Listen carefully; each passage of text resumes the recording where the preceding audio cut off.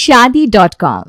सुबह सुबह वृंदा और आलोक हॉल में बैठे चाय पी रहे थे। तभी वृंदा आलोक से कहती है, 26 का हो गया है अनुभव, अब शादी नहीं करेगा तो कब करेगा? मैं जब भी शादी की बात छेड़ती हूँ मुझ पर चढ़ जाता है। अभी दुकान के लिए निकलेगा, अब देखते ही टोक दीजिएगा उसे। और शर्ट पहनकर परफ्यूम लगाकर अपनी घड़ी बांधता हुआ जैसे ही अनुभव अपने कमरे से बाहर निकलता है, आलोक उसे टोक देता है। और लॉर्ड साहब, आपके सारे दोस्तों की तो शादी हो गई है, एक अमन बाकी था जिसके पापा कल कार्ड देकर गए उसकी शादी का। तो आप कब कर रहे हैं शादी? उन लोगों को जीवन में कुछ करना ही नहीं पापा। जब तक बैंक अकाउंट में 50 लाख 1 करोड़ ना हो तब तक शादी करने का कोई फायदा नहीं। और ये कोई उम्र है क्या मेरी शादी करने की? ये तो वही बात हो गई, सब कुएं में कूद रहे तो अनुभव तुम भी कूद जाओ।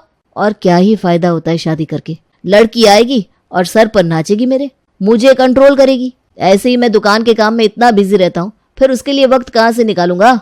सही तो कह रहा है लड़का, आप ना इसके पीछे ही पड़ जाते हैं।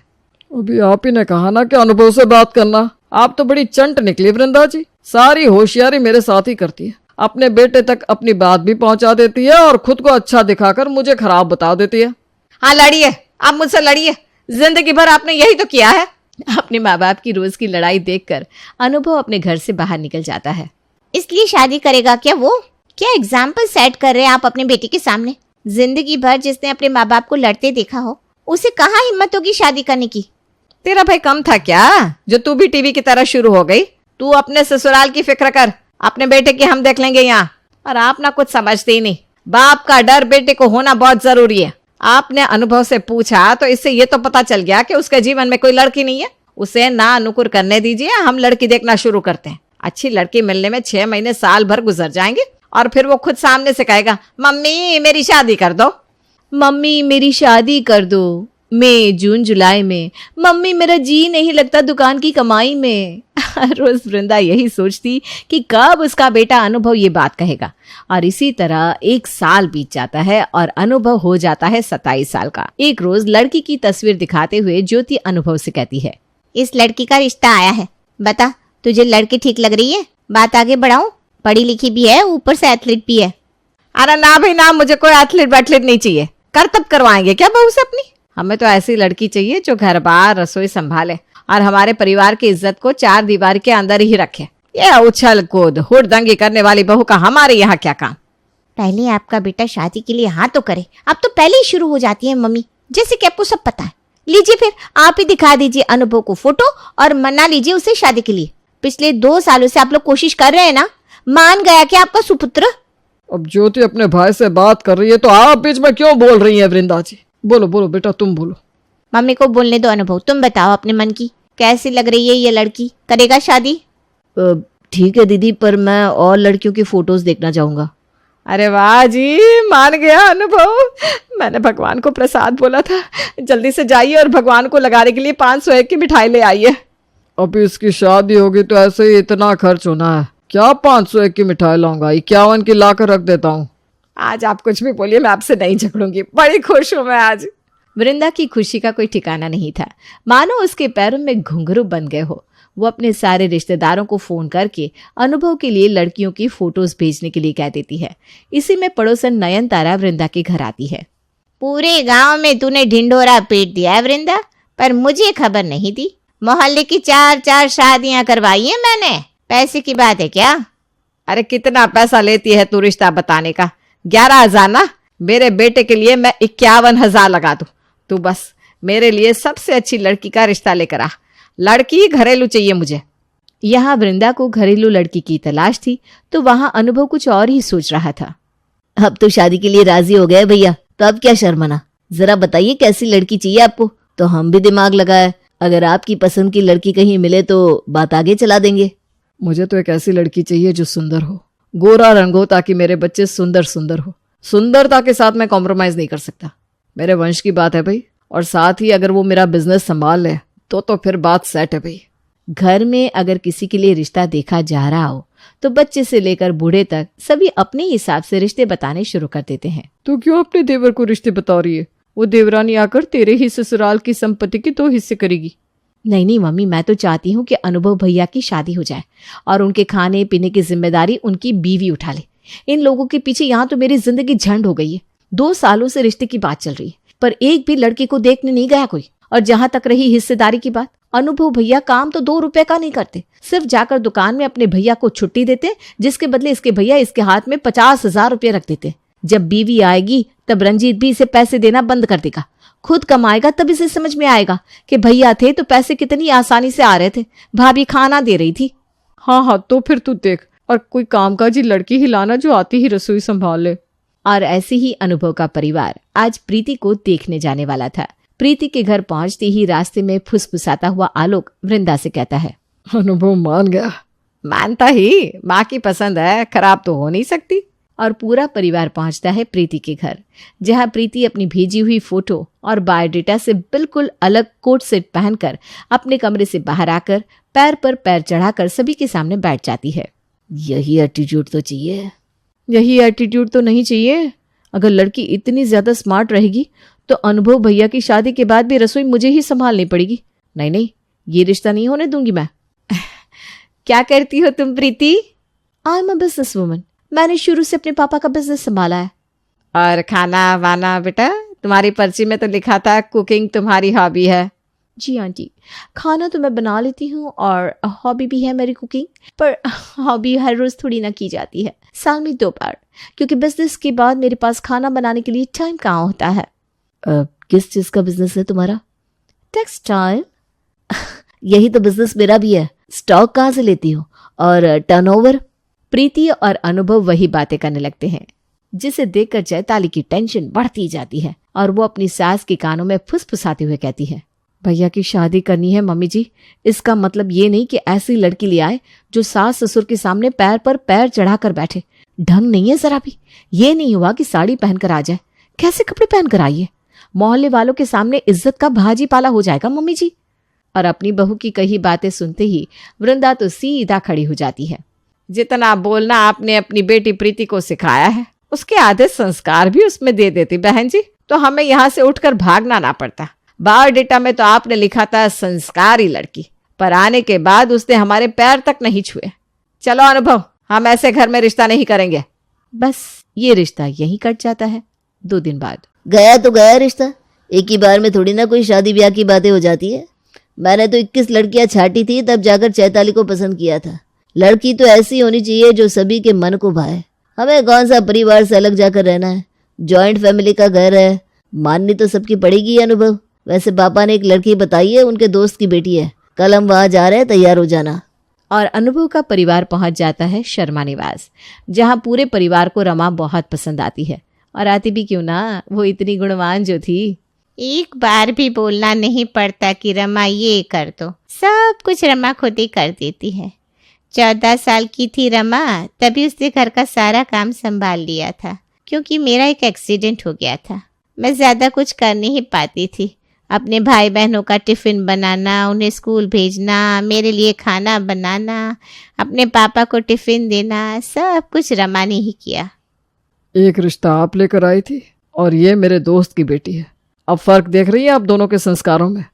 मुझे तो लड़की समझ आ रही है। क्या कहता है रंजीत? मुझे और चैताली को भी रमा ठीक ही लगती है पापा। मैं तो कहता हूँ हाँ कह देते हैं। जॉइंट फैमिली के परिवार में लड़की सभी को पसंद आनी चाहिए, और रमा मुझे बिल्कुल भी पसंद नहीं आई। अभी मैं उससे बात करने गया तो एक शब्द नहीं फूटा उसके मुंह से। देखने में कैसे लग रही है पापा? मुझे तो ऐसा लग रहा था मानो मैं अपनी बड़ी बहन से बात कर रहा हूँ। उससे ज्यादा तो चुलबुली तुम हो मम्मी। वही ना, इतना बड़प्पन तो मुझ में भी नहीं है भाई। लड़की कम से कम सुंदर होनी चाहिए मम्मी। सारा जीवन मुझे उसे देखना है, मेरी तरफ से ना है, आप मना कर दीजिए। और गाड़ी की चाबी लाइए, मैं जा रहा हूँ दुकान। इस लड़की में ये नहीं, उस लड़की में वो नहीं, किसी की आईब्रो जुड़ी हुई है तो किसी के चेहरे पर पिंपल है। हर बार कोई ना कोई बहाना बनाकर अनुभव रिश्तों को काटे जा रहा था और चैताली का पारा चढ़ता जा रहा था। एक रात सभी के सोने के बाद दरवाजे पर खटखट होती है। जाओ चैताली, दरवाजा खोलो, लगता है अनुभव आ गया। हाँ हाँ, सब कुछ चैताली ही करे, नौकरानी है ना वो इस घर की। 10 बार बता दिया है मैंने भैया को, डिनर का टाइम 9 बजे का है, आप मैक्सिमम 10 बजे तक तो घर आ जाइए। 1 बज रहे हैं अभी, दुकान तो आप 9 बजे बंद कर देते हैं, तो इतनी देर तक भैया रहते कहाँ हैं? चैताली खुद में बड़बड़ाती जाती है और अपने देवर को खाना परोसती है। कल वाली लड़की तो बुरी नहीं थी भैया, माना उसके आईब्रोज जुड़े हुए थे, पर क्या हो गया, वो थ्रेडिंग करवा लेगी। इस तरह आप सारे रिश्तों को मना करते रहेंगे और उम्र निकल गई, फिर तो शादी हो चुकी आपकी। अब देखिए मुझसे ना इतना नहीं होता। अब मैं आगे अपने परिवार को बढ़ाने के बारे में सोचूं या आप लोगों के काम ही करती रहूं। 29 के हो गए हो आप, इससे ज्यादा देर करना सही नहीं है। पर अभी भी अनुभव को तो अपने लिए सुंदर लड़की ही चाहिए थी जो उसकी पसंद पर खरी उतरे। लड़कियों को छांटते छांटते अनुभव ये भूल गया कि उसकी उम्र भी निकल रही है और अब की बार जब वो लड़की को देखने जाता है तो लड़की के ताऊजी कहते हैं, माफ कीजिएगा बहन जी, लड़का हमें जरा समझ में नहीं आया। वो क्या है ना, लड़के के बाल साइड से जा रहे हैं। ऐसे तो शादी के साल भर के अंदर लड़का गंजा हो जाएगा। जब दोनों बच्चे साथ में खड़े होंगे तो 10 साल का अंतर दिखने लगेगा। माफ कीजिए। मुझे मना कर दिया मम्मी? उनकी बेटी कौन सी रूप की अप्सरा थी? हे भगवान, इसी दिन का डर था मुझे। लो, हो गए उल्टे दिन शुरू। एक लड़की के परिवार ने मना किया ना, अब ये बात पूरे मार्केट में जाएगी। अब नहीं होने वाली भैया आपकी शादी। और सच में चायताली की काली जुबान ऐसी लगती है कि लगातार 5 लड़की वाले अनुभव में कोई ना कोई कमी निकाल कर रिश्ते के लिए मना कर देते हैं। बाकी सब तो ठीक है बहन जी, पर लड़की की उम्र 30 की कैसे हो गई? अगर आपका बेटा खरा सोना था तो खरे सोने को इतने दिन मार्केट में छोड़ता कौन है? हम भी रहते हैं मार्केट में बहन जी। चलिए राम राम। ये कहकर लड़की वाले वापस लौट जाते हैं। हम लड़कियों को लगता है कि शादी ब्याह के मामले में हम ही परेशान होते हैं, पर देखिए एक लड़की की कहानी आपकी आंखों के सामने है। अभी तक तो अनुभव पर पहाड़ टूटा नहीं था, पर पहाड़ अब टूटने वाला था। यहाँ अनुभव की उम्र निकलती जा रही थी, वहां घर वालों का प्रेशर बढ़ता जा रहा था। अगली सुबह नाश्ते के टेबल पर, आज भी पराठे पोहे बना लेती ना भाभी। आप ना मेरी टिकट करवा दीजिए रंजीत जी, मैं अपने मायके जा रही हूँ। हद होती है किसी चीज की। क्या बोलकर आप लेकर आए थे मुझे मम्मी जी कि घर में 4 ही लोग हैं बेटा, तेरे ससुर जी, तेरी सास, तेरा पति और तू खुद। देवर का क्या है, साल भर के अंदर उसकी शादी हो जाएगी। हो गई क्या? मेरी शादी को 7 साल हो गए। देवर जी अभी तक कमा रहे हैं और उनकी शादी के चक्कर में हर रोज दीदी यहाँ आकर बैठी रहती है। हर तीसरे दिन कोई ना कोई लड़की का परिवार भैया को ना करने यहाँ आ जाता है, पर उनकी खातिरदारी तो करनी पड़ती है ना मुझे। अब अपना परिवार बढ़ाने का सोचूं या नहीं?